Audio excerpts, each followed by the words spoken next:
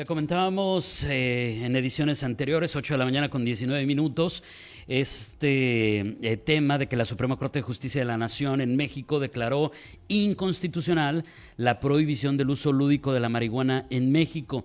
Pero hay mucha información, letra chiquita, que pues no hemos revisado como amerita un tema de esta naturaleza.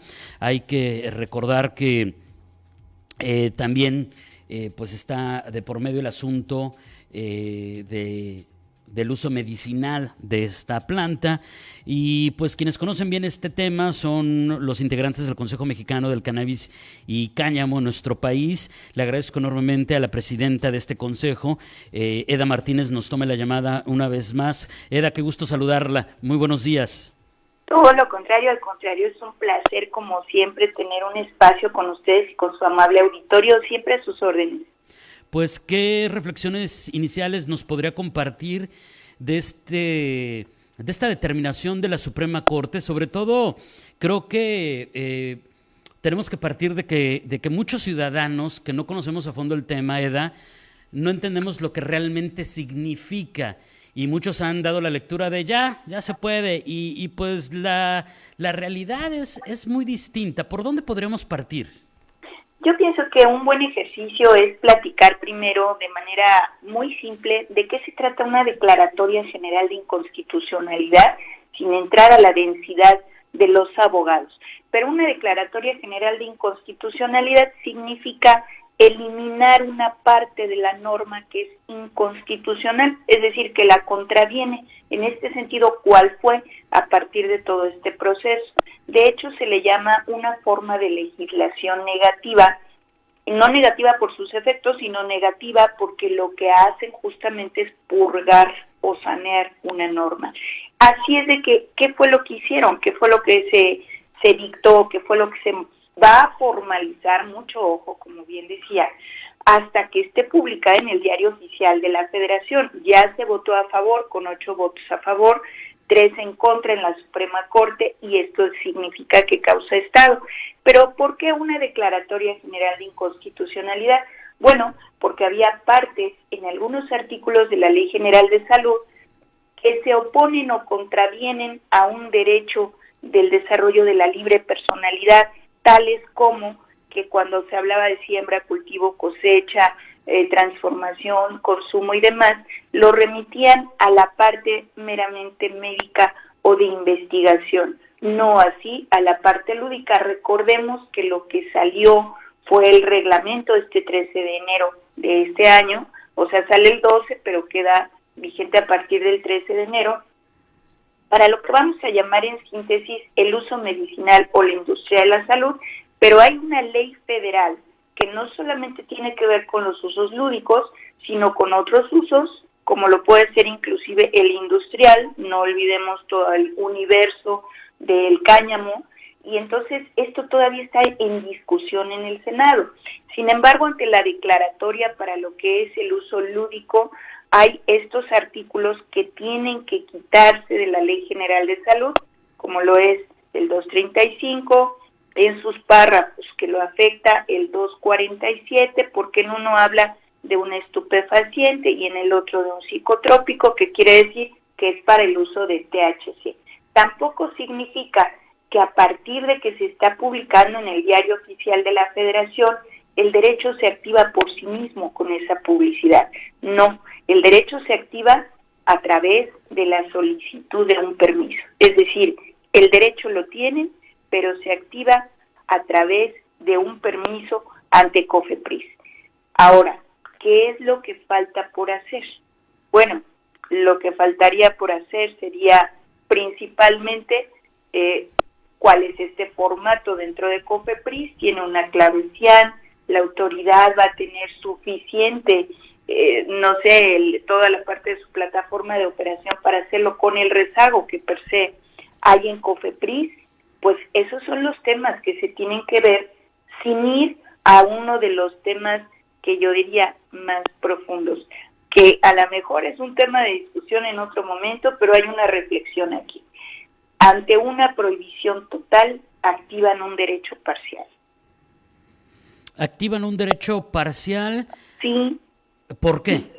Porque esa pregunta es muy interesante. Activan un derecho parcial porque al final del día lo único que han tocado en este momento es purgar una norma dentro de la Ley General de Salud que permite el uso lúdico recreativo, quitando algunos párrafos o algunos artículos. Sin embargo, no se han tocado otros marcos normativos que legitimarían que este ejercicio del consumidor lúdico realmente es lícito, porque si nos vamos un poco atrás, ¿de dónde va a tomar el producto o la semilla que sea legal si todavía no se activó un acto de comercio? Esto quiere decir que es una prohibición total, es una activación de un permiso, pero es un permiso parcial porque todavía conlleva otros temas de mayor profundidad, como de qué manera este consumidor lúdico podría adquirir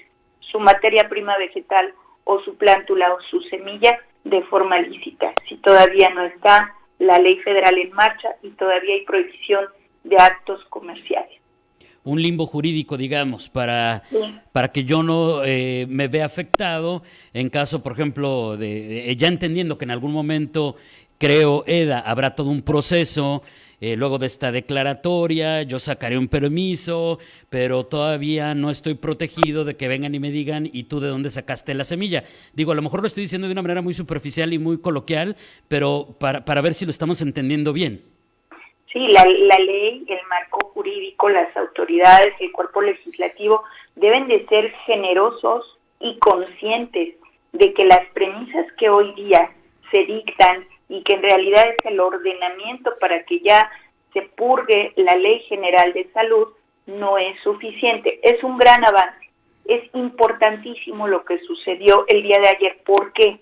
Porque se activan muchos servicios auxiliares, porque esto quiere decir que deben de observar con mayor cuidado el cuerpo legislativo, en específico la Cámara de Origen, que es la Cámara de Senadores, para en verdad poner en la agenda legislativa esta ley federal que ya tiene naturalmente las idas y las vueltas con la Cámara Revisora, que fue la de Diputados, pero las premisas son pocas, no es suficiente. Sabemos que el permiso se debe de activar y que COFEPRIS debe precisar que el derecho del autoconsumo en ningún caso, por ejemplo, puede hacerse afectando a terceros, por lo tanto no hay que ejercerlo frente a menores de edad, ni en lugares públicos donde hay terceros que no han dado su autorización. Se entiende por obviedad que un menor de edad no va a solicitar un permiso y se lo den. O sea, esas premisas están muy bien. Vamos a ver cómo viene la publicación en el diario oficial de la Federación y ha sido un gran paso. Lo que queremos leer es en firme cómo quedaron estos efectos, cuáles son los supuestos en donde yo puedo activar ese derecho. Por otro lado, lo que siempre COFEPRIS... Perdón, adelante. No, lo que le iba a preguntar, Eda, es ¿y cuándo lo veremos publicado? Pues en teoría el ordenamiento no puede haber como un vacatio legis. El ordenamiento dice que se debe de publicar y ante la minuta o el acuerdo que se tenga ya dentro de la Suprema Corte para tener claridad en los efectos, es decir, si va y esto, los efectos quiere decir qué significa, qué es lo que voy a poder hacer, porque en los efectos lo ideal es que participen todos los ministros, aun aquellos que votaron en contra, es lo ideal. Entonces, cuando ya tengan todo su proyecto final que está incluyendo estos efectos, debe de ser publicado y esto tiene que ser dentro de los próximos días. Estamos seguramente dentro de un debido proceso a días o a horas de que esté publicado en el diario oficial de la Federación y ahí es donde vamos a saber en realidad hasta dónde alcanza y hasta dónde no alcanza. Ya las premisas que se dan deben de estar muy parecidas a. Otro tema que va a ser muy interesante es que el órgano rector que esté emitiendo estos permisos, que siempre se negaba por decirse no facultado para hacerlo, hoy que lo está, no se podría negar. Es decir, antes estos permisos, la mecánica jurídica era que tenía que ir el usuario al amparo cuando le negaban el permiso en COFEPRIS. Hoy no tiene que ir al amparo, excepto en aquellos presupuestos en donde COFEPRIS, sin tener por qué negarlo, si está en los supuestos que le permiten solicitarlo, lo haga, porque COFEPRIS no puede negar estos permisos si soy mayor de edad, si estoy cumpliendo, si estoy activando el derecho como se debe de hacer, y en el caso que él no lo negara, o otros de los supuestos que yo creo van a ser muy nutridos, que la autoridad no conteste, entonces sí van a tener que activarlo a través del amparo, pero tendría que ser la excepción, no la regla. Entonces vemos que viene mucho trabajo para los diputados federales, para el Senado, para la Secretaría de Salud, para la COFEPRIS y a lo mejor me voy a regresar un poquito, Eda, pero entonces, ¿en qué punto estamos en lo que se refiere a la cannabis desde el punto de vista médico y para fines medicinales? Esto es una pregunta de un impacto importantísimo, porque si desde el 13 de enero se decía que estaba ya un reglamento para estos efectos y con una ley que ya existía, que es la Ley General de Salud, ¿por qué no vemos hoy día este mercado activado? ¿Qué es lo que está sucediendo? Exacto. Aquí hay dos temas muy importantes, que estamos haciendo la construcción a pasos, no paralelamente. ¿Por qué? Porque si bien es cierto que ya todos aquellos que participan en una cadena de suministro para los temas médicos están listos y es gente seria del sector, ¿a qué se están enfrentando hoy? Un tema muy importante, materia prima. Muy bien, yo soy un transformador, tengo el derecho, tengo la licencia, tengo el certificado de buenas prácticas, pero no tengo materia prima. ¿Y cómo voy a hacer para traer mi materia prima? Bueno, para poder traer una materia prima, primero, es lamentable y trágico que no ha dado la Secretaría de Agricultura y Desarrollo Rural las reglas que debería de haber dado el 24 de mayo para que el sector primario de México sepa cómo entrar al juego, es decir, la siembra, el cultivo y la cosecha. Por lo tanto, de forma trágica, México no va a participar estratégicamente en estos primeros años, sino que va a ser un consumidor de materia prima. Pero para poder realizar o materializar esto, no basta el reglamento. Hay otras entidades que juegan, así como la SADER, pues está la Secretaría de Hacienda y Crédito Público, a través del sistema de administración tributaria SAT, en donde debe de tener primero que nada un esquema tributario definido. Aquellos, por ejemplo, no serán medicamentos, pero para materia prima de otros usos, pues tiene que decir qué pasa con el IEPS. Confirmar que el impuesto que es indirecto, que es el IVA, esté a tasa cero. La Secretaría de Economía, conjunto con Secretaría de Hacienda y Crédito Público, deben tener ya determinadas las fracciones arancelarias que ocupan y publicarlas para ello. Es decir, tengo el auto sin llave. Entonces, ¿qué debe de suceder en estos meses? Que todas aquellas otras entidades con sus órganos desconcentrados deben de poner las reglas del juego también para que esto se active. El sector farmacéutico está listo para hacerlo, pero el primer punto en su cadena de suministro es legitimar la materia prima vegetal, el derivado farmacológico o el API que le llaman, que es con lo que van a hacer los medicamentos. Sin embargo, tendrían que estarse activando todo ello y se haría a través de aquellos países que sí lo tienen permitido y que sí están listos ya, por ejemplo como Colombia o Canadá, que están listos ya para exportar materia prima que cumple con los requisitos de los certificados y de las buenas prácticas. Pero hay un sector muy importante que está por allá asomándose en una opacidad que nadie voltea y que ya se dieron las primeras resoluciones de COFEPRIS y las resoluciones van en este sentido. ¿Qué sucede con todo el sector de cosméticos que llevan un componente canábico que solamente es aceite de cáñamo? Bueno, la ley federal que está discutiéndose en el Senado sí los menciona y dice, pues de los cosméticos que tienen ejemplo, que tienen cannabis, un componente canábico que no tenga más del 1% de THC para que sí sea un cosmético, o las solicitudes que se han metido ni siquiera tienen THC, y esto es un caso real. Entonces, ¿qué sucede con ellos? Dice, eso lo tiene que atender COFEPRIS, pero no viene en el reglamento de salud. de esto de cannabis que tenemos nosotros autorizado en materia de salud, pues no viene y no tiene por qué venir, porque se habla de medicamentos.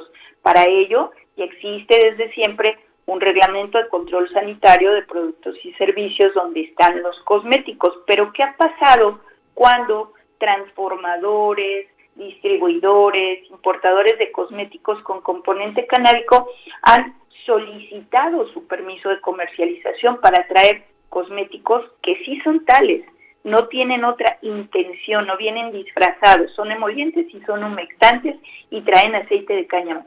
Las resoluciones que ha dado el COFEPRIS es negar ese permiso porque simplemente ven a la cannabis como una variedad vegetal y están clasificando, el aceite de cáñamo como estupefaciente, sin actividad psicotrópica, pero como estupefaciente. Esto es increíble, hay que replantear. O sea, hay pero que replantear eso no tiene THC, tiene o tiene una cantidad mínima, pero lo que traen generalmente, cuando me ha tocado verlos en el mercado, lo que traen es el famoso CBD, que no es psicotrópico. No tiene una actividad psicotrópica, pero tampoco tendría que estar categorizada como un estupefaciente, porque estamos hablando de aceite de cáñamo y estamos hablando de una variedad vegetal que tiene más de 500 moléculas, más de 100 cannabinoides, es decir, es una variedad vegetal tan sui generis que no se le puede tasar de una manera tan simple, y sobre todo se está, por un lado, frenando un gran sector como es el sector de suplementos, alimentos y cosméticos, que si lo valoráramos, no tengo yo cuánto cuesta esto anualmente en un mercado el desarrollo, pero si globalmente, con todos los sectores participando de forma conservadora, nos dicen el mercado canábico para México puede valer unos 5,000 millones de dólares anuales, con la deriva del impuesto y todo lo que entra al erario público por una vía de normalización y legalidad, pues yo creo que la participación suplementaria, alimentaria y cosmética juega fuerte en esto. Y por otro lado, lo que se hace ante una omisión legislativa o ante una aplicación de criterio que no tiene afinado toda la parte técnica de la especie es fomentar el mercado gris. Claro. Al final del día, el mercado gris, porque existe la oferta, existe la demanda y lo que necesitamos es el ente regulador. Y la informalidad, porque digo, claro, ya regulado, pues bien, una buena, pues hay que ver los ejemplos. Nos decían algunos expertos, Eda, le comento brevemente, nos decían algunos expertos, pues vean las finanzas de California o de Colorado en Estados Unidos o de otras partes del mundo cuando despenalizan, regulan y pues lo que se obtiene a través de impuestos en beneficio de la ciudadanía, incluso para, si está bien regulado, para la lucha contra las adicciones. Así es, que es la intención de un IEPS, y que aquí en realidad si no se pone un diseño contributivo inteligente, es decir, si las tasas son tan altas, también se va a desalentar a que este mercado que hoy está en la informalidad no dé el salto a la formalidad. Claro. Y con ello la economía subterránea pues sabemos que no está contribuyendo en nada y que el Producto Interno Bruto no va a tener un impacto positivo, y que todos aquellos servicios auxiliares que nosotros hoy día pasamos, de verdad no los vemos, pero mismo decían, oye, ¿en qué se puede activar un mercado formal a la Declaratoria General de Inconstitucionalidad? En mucho. La gente que oferta de manera legal nutrientes vegetales para el autocultivador, las personas que proveen otro tipo de insumos, la gente que está haciendo asesoría técnica, legal, fiscal, regulatoria, lo hace de manera lícita, y son servicios auxiliares que ya empiezan a activar la economía, aun cuando se está hablando del autoconsumo.